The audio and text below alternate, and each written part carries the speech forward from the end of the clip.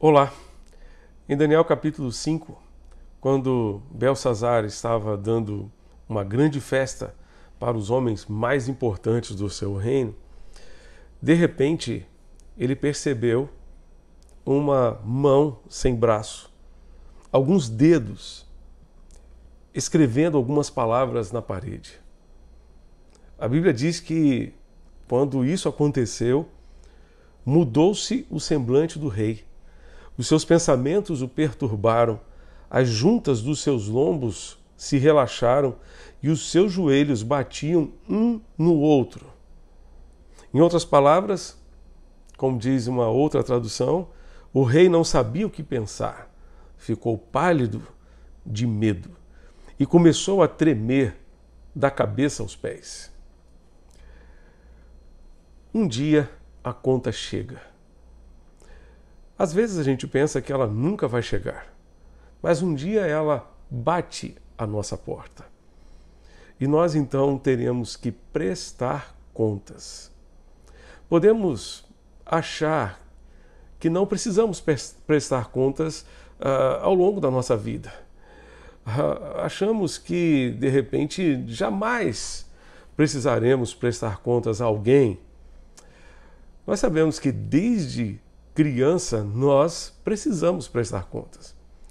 O problema está naquela fase em que a gente se torna mais adulto e a gente acha que a gente já não precisa mais prestar contas a ninguém.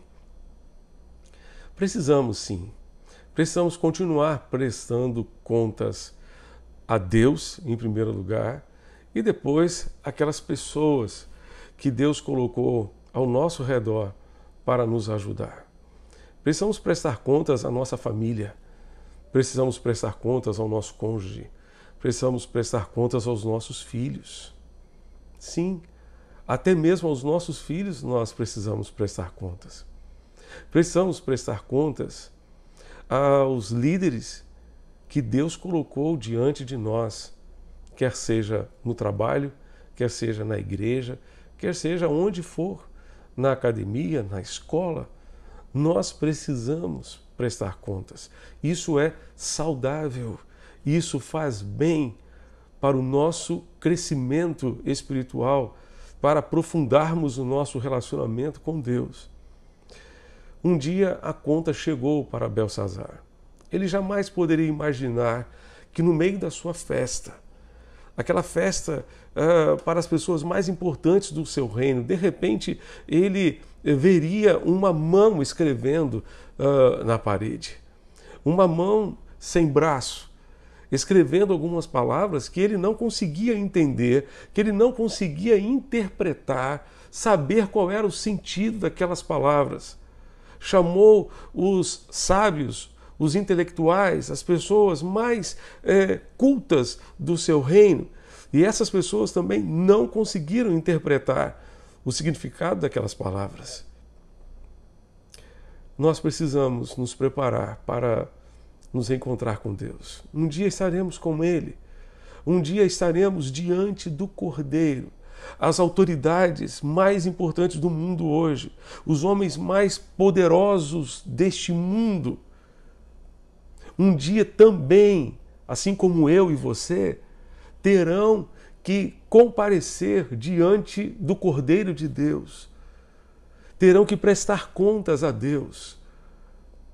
Por isso, João, na sua primeira carta, nos encoraja e nos exorta, dizendo: filhinhos, permaneçam nele, para que vocês não fiquem confundidos diante dele na sua vinda, para que não haja nenhuma confusão na sua mente quanto à vinda do Senhor e na vinda do Senhor. Que nós tenhamos confiança e a certeza de que seremos aprovados na nossa prestação de contas diante de Deus. Um dia a conta chega. Preparemo-nos para esse dia. Vamos orar? Deus, esse dia de prestação de contas é chamado na tua palavra de dia do juízo final. Aquele dia foi um dia de juízo para Belsazar.